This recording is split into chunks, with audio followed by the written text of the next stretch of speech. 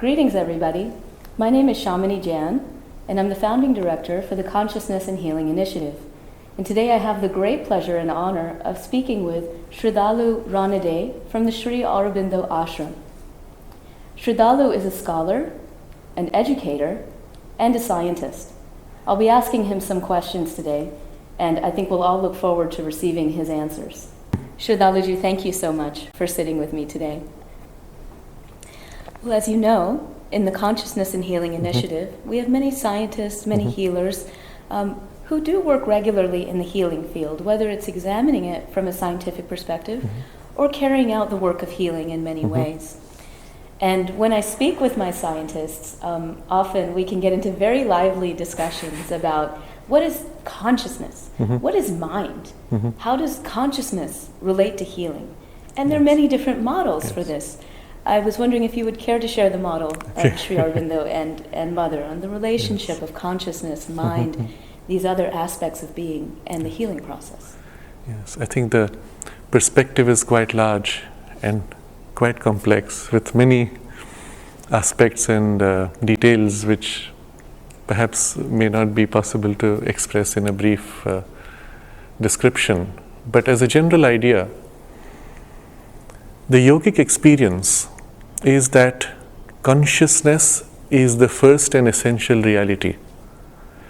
The entire universe is born out of that which is pure essential consciousness, self-existent, self-aware, and expressing or holding an awareness that is delightful. So we use the word Sat, Chit, Ananda, existence, consciousness, bliss, which then visions out infinite possibilities because it stands above space and time. All possibilities that it visions out of itself, for itself, are simultaneous. And as it moves these simultaneous possibilities in right relation to each other, there is the creation of the subjective experience of space between all these possibilities and of time in their unfoldment. So the universe is a product of pure consciousness and not the other way around, as modern Cartesian perspectives tend to see consciousness as a product of matter and of brain processes. Once we set right this relationship, then everything else becomes much simpler. We recognize a series of gradations of consciousness, dividing itself, densifying itself, culminating in what we call the material consciousness. And then all of these higher gradations of consciousness are simultaneously influencing each other, including the material consciousness. And when they begin to penetrate matter and organize themselves, we have what we call evolution. So our body is a product of evolution when life consciousness and mind consciousness enter into matter and organize themselves. And so when we look at a person from a yogic perspective and an illness from a yogic perspective, we see all of these levels simultaneously behind the physical appearance of just the body. And often we recognize that the illness is originating at a higher level of consciousness than the physical. An illness in the physical body is an ultimate outcome of a disharmony in the higher gradations of our consciousness.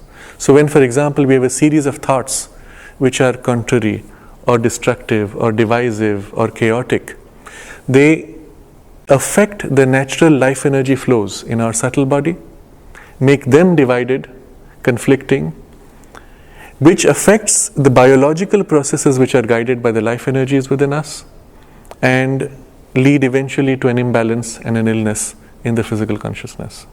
So we see this model, the mind which holds the idea of the whole, of the harmony, influencing the life energies, the vital being, the prana and the pranic body, which is the energy body flowing along the lines of the template of the idea, which then influences all the biological processes which are all energy driven finally. So our thoughts control our energies, which affect the final outcome of the biological processes. But behind these three bodies, as we call it in the yogic terminology, three sheaths, there is the essential spiritual person. We may use the word soul or psychic being, for lack of a better terminology, which is the true person who is inhabiting these three vehicles, these three sheaths. And therefore, it is the one power which can overcome all the divisive, conflicting, and disharmonious tendencies across all three bodies. And that is why, as we become more and more conscious of the divine presence of the soul within us and bring its influence in our mind, in our heart, and in our body, it heals. And when its intervention is rapid, it can even produce what we call miraculous healings, miraculous results. But mostly, in most people, that influence reflects through many layers. Its influence is weakened, often deflected and lost. And there is the primary drive of the life energies, desire impulses, which lead the mind and the body. And therefore, when something goes wrong, you don't have the means to set things right. So ideally, when we approach the question of healing, we should take into account all four of these components. There is a biological component, there is a life energy component, the prana, there is a mind component, the mana, and then the essential spiritual component of the soul's influence. When there is a disharmony between these components, that can lead to illness. When there is a disharmony within any of these, it can lead to illnesses across from one to the other. And so one has to look at the full complexity of this system when we attempt to heal. And ideally, we act on all four to produce the most rapid and complete healing. Thank you. Would it be correct to say that the process of healing, which can be described as the process of becoming whole, is really simply a return to one's soul nature? A return to manifesting the soul's nature. Thank you. Thank you. Namaste. Thank you.